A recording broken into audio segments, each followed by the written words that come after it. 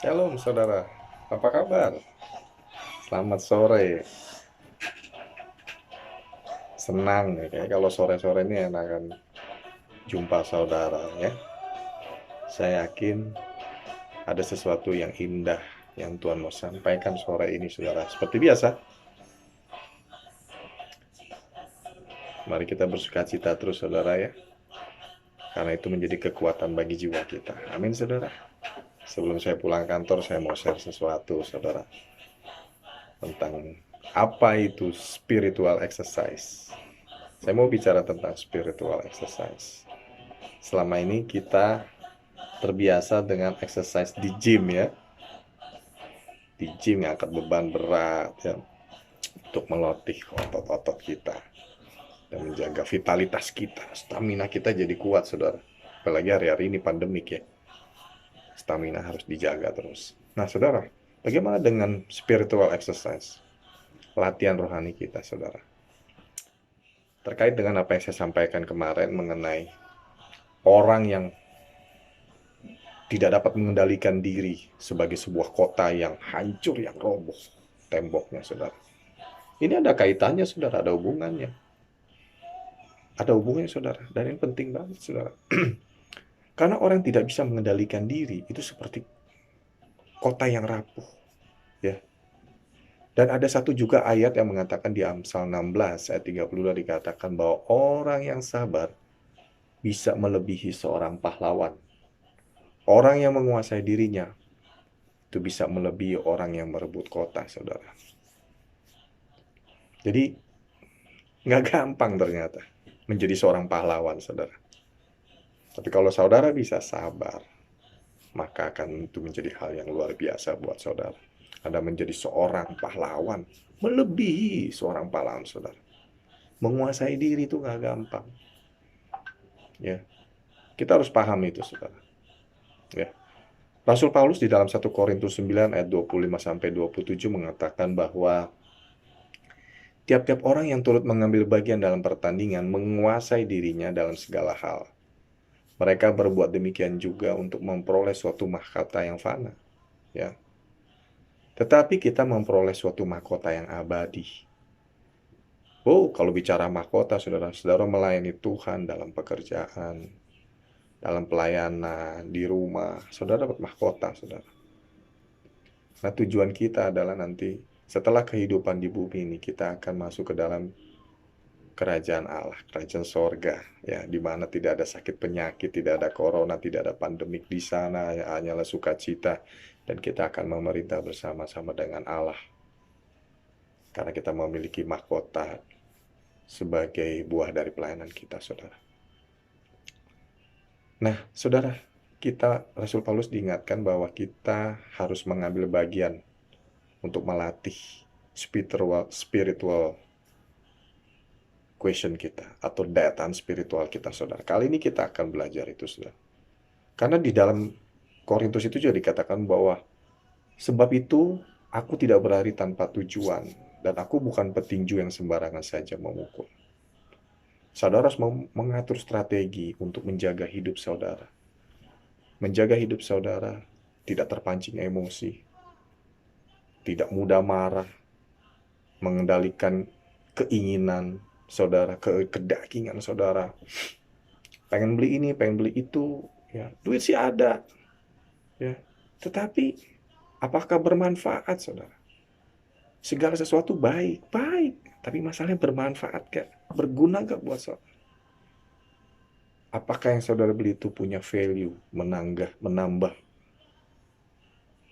harga diri saudara? Kalau itu berupa barang yang dikenakan ya, kalau makan sih langsung habis. Nah, saudara, yang saya mau ingatkan adalah bahwa kita harus menguasai hati kita, pikiran kita, mata, ucapan kita terhadap orang lain. Kadang-kala suatu saat kita juga kadang-kadang disakiti orang, ya. Saya juga pernah mengalami hal yang sama, saudara. Disinggung, disindir, dibully dalam suatu meeting. Hal yang biasa, saudara. Hal yang biasa ternyata. Sebab saya berpikir begini, bahwa Buat apa kita marah? Buat apa kita marah dan kita bawa persoalan itu? Seolah-olah tidak ada jawaban, seolah-olah itu sesuatu yang besar. Saudara, ingat, iblis itu datang untuk mencuri, membunuh, dan membinasakan. Emang kerjanya begitu iblis. Dia menghilangkan damai sejahtera kita, saudara. Untuk itu saya mengingat bahwa mengapa kita mesti mikirin persoalan-persoalan yang ada di dunia ini terlalu berat, saudara. Karena yang Tuhan mau adalah kita memikirkan apa yang menjadi kehendak Allah untuk persiapan kita masuk dalam kekekalan. Kita akan menjadi serupa dan segambar dengan Allah. Apa itu menjadi serupa dan segambar dengan Allah? Minimal saudara bisa menahan diri, menguasai diri saudara. Saudara mungkin punya persoalan yang kelihatannya berat banget ya. Berat banget. Ingat saudara-saudara tidak sendiri. Setiap orang punya masalah mungkin berbeda-beda.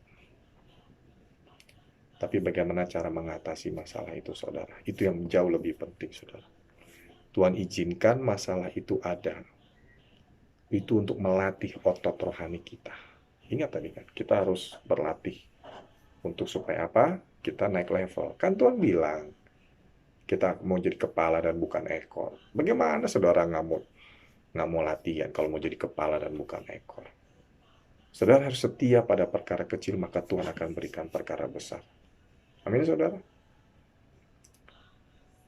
Untuk itu, saudara, dalam kita menguasai diri kita, apa yang menjadi kebutuhan kita itu jauh lebih penting daripada apa yang kita ingini. Kadang-kadang yang kita ingini, kita beli, habis itu taruh di gudang, nggak bermanfaat. Sering kali saya juga mengalami hal itu. Beli barang ini, beli barang itu, tapi nggak dipasang. Setelah bertahun-tahun, ketemu barang ini baru dipasang. Ya. Misalkan hiasan tembok, dekorasi, baru ketemu sekitar 6 bulan kemudian. Nggak langsung dipasang pada saat itu, sudah. Itu yang dinamakan keinginan. Bukan kebutuhan. Kebutuhan itu sesuatu yang sehari-hari, saudara. Yang saudara nggak bisa hindari, seperti makan, minum. Itu suatu kebutuhan. Berbaju rapi ini, ya saya senang batik, saudara. Banyak boleh tanya teman-teman saya di sini. Batik employee, ya saya sering pakai batik, saudara. Saya senang produk-produk Indonesia. Dan yang paling penting, saudara, ketika saudara menguasai diri, saudara harus bisa menahan diri. Mulailah berpikir sekarang, bagaimana saya memanage emosi saya, memanage kedagingan saya, keinginan saya. Dalam hal ini misalkan amarah, atau mungkin stres. Saudara dikasih beban berat, dikasih pekerjaan berat.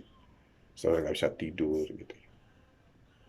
Atau kadang-kala saudara punya pacar, misalkan nyebelin banget, bikin repot banget. Atau saudara punya orang tua yang saudara layani, tetapi perlakuan kepada saudara tidak seperti yang saudara inginkan. Saudara buat itu menjadi besar, seolah-olah pekerjaan iblis itu mempunyai nilai yang besar, saudara. Coba berpikir sekarang nilai-nilai firman Tuhan, nilai-nilai kebenaran firman Tuhan.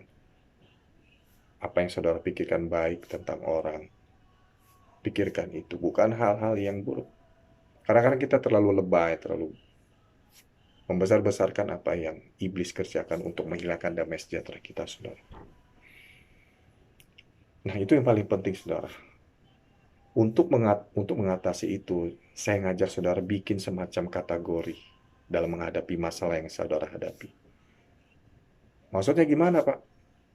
Ketika saudara menghadapi masalah, mendapatkan suatu masalah, problem, saudara bisa pikirkan, ini masalah yang bisa diselesaikan 5 menit, ataukah masalah yang bisa diselesaikan 5 jam, atau masalah yang harus diselesaikan dalam jangka waktu 5 tahun.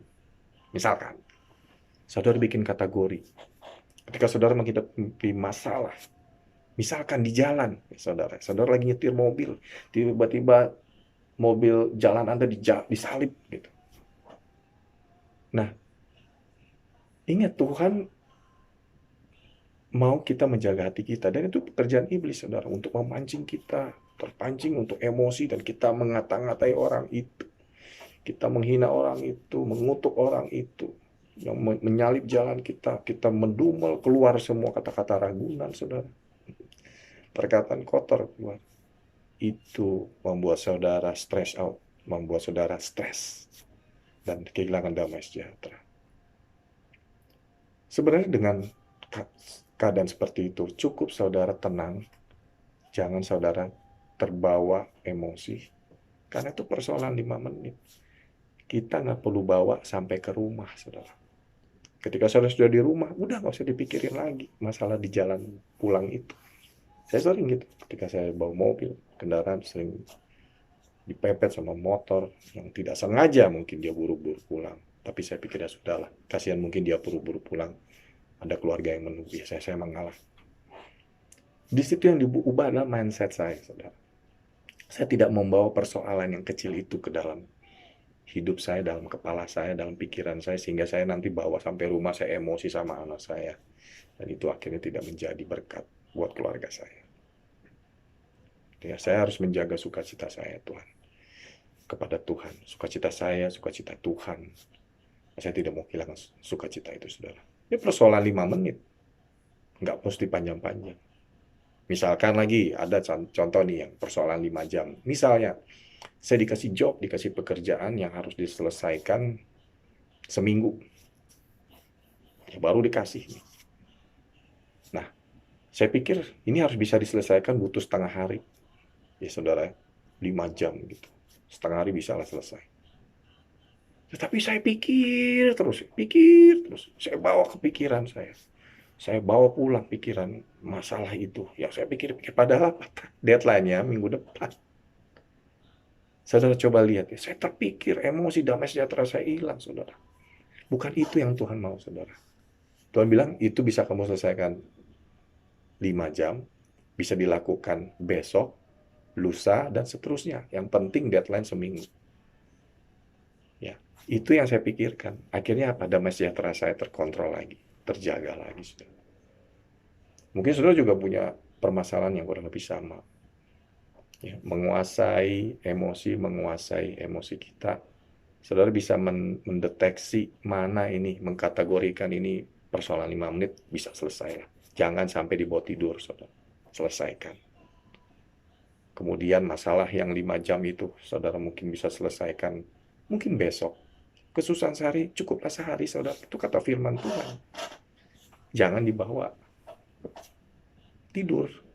Karena esok hari ada kesusahannya sendiri. Dan itu yang Tuhan berikan kepada kita, menguasai diri kita sehingga kita tidak jatuh dalam dosa amarah, dosa menggerutu, dan sebagainya, saudara. Ya. Sebab itu mari kita berlari melatih otot rohani kita. Spiritual exercise ini benar-benar dijalankan. Saudara harus latihan. Buat kategori pengendalian, penguasaan diri saudara itu. Seperti tadi saya contohkan. 5 menit, 5 jam, atau bahkan 5 hari, atau bahkan 5 tahun. Kalau memang itu persoalan 5 tahun, saudara nggak usah pikirkan sekarang, masih ada waktu. Tetapi saudara sudah mulai rancang tahap demi tahap, sedikit demi sedikit. Memang persoalan 5 tahun masih panjang, tetapi saudara harus mikirkan. Karena saudara menjadi apa 5 tahun itu ditentukan keputusan yang saudara ambil hari ini. Saya menjadi begini adalah keputusan saya yang saya ambil 5 hari yang lalu, 5 tahun yang lalu, bahkan 10 tahun yang lalu, saudara. Oleh sebab itu, keputusan yang saudara ambil itu penting. Dengan cara apa? Saudara kuasai diri, tenang, jadilah tenang, ambil waktu sama Tuhan, minta Tuhan berikan hikmat. Saya yakin saudara akan dibukakan jalan. Saudara akan memiliki damai sejahtera, dan saudara akan menjadi pembawa damai sejahtera buat orang-orang di sekitar saudara. Saudara pastikan ya, saudara itu menjadi orang-orang yang menjadi pembawa damai sejahtera. Karena di dalam 1 Korintus tadi, 1 Korintus 9 tadi, ayat 27, Yang terakhir dikatakan bahwa aku melatih tubuhku dan menguasainya seluruhnya supaya sesudah memberitakan Injil kepada orang lain jangan aku sendiri ditolak. Saudara. Ketika saudara mengendalikan damai sejahtera dalam diri saudara, saya yakin dan percaya saudara bisa menghadapi situasi. Anda akan mulai terlatih naik level dan saudara akan mulai menjadi pembawa damai sejahtera. Dimanapun Anda berada, saudara akan diterima. Jangan sampai saudara memberitakan Injil, saudara sendiri ditolak. Jangan sampai saudara rugi. Ada sesuatu yang nggak beres. Harus saudara evaluasi, harus saudara perbaiki. Ya. Jangan sampai ketika memberitakan Injil, kita tahu firman, tapi tidak diterima. Waduh dia, kabur yuk. Jadilah saudara menjadi orang-orang yang diingini. Saudara menjadi berkat buat komunitas saudara, buat tempat kerja saudara. Saudara menjadi berkat. Saudara rindu menjadi berkat, menjadi pembawa damai sejahtera, kuasai diri saudara. Buatlah saudara damai sejahtera untuk diri saudara sendiri. Ketika saudara sudah damai sejahtera, tebarkan damai sejahtera. Kan Tuhan juga pengen saudara menjadi berkat bagi orang lain. Dengan cara apa? Minimal saudara. Menjadi membawa damai sejahtera. Membawa sukacita. Di mana saudara berkumpul, berkomunitas, dalam keluarga, dalam pekerjaan, dalam pelayanan. Saudara menjadi orang yang diingini. Itu yang sangat disukai orang, saudara. Dalam pekerjaan pun saudara akan, bukan saudara yang mencari pekerjaan, saudara dicari pekerjaan. Selain Anda memiliki skill-set yang dibutuhkan oleh perusahaan, tapi saudara juga membawa aura sukacitanya Tuhan. Seperti lagu ini. Sukacita yang bergelora. Haleluya. Saudara untuk itu tetap semangat. Mari kita berlatih untuk kita mencapai tujuan yang Tuhan inginkan.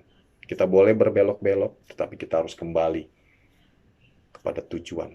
Jangan terlalu lama berbelok-belok. Jangan terlalu lama saudara masuk di rest area. Saudara harus terus maju sampai kepada tujuan.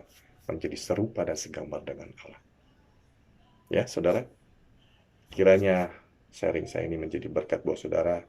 Saudara diberkati Tuhan, saudara mendapat kekuatan, memiliki hati yang penuh sukacita, memiliki damai sejahtera, menjadi orang yang menjadi pembawa damai sejahtera buat orang lain. Dan saudara akan menjadi orang yang berhasil dalam Tuhan. Saudara pasti akan menjadi berhasil. Orang yang diingini Tuhan dan orang yang diingini sesama saudara. Menjadi berkat. Amin saudara.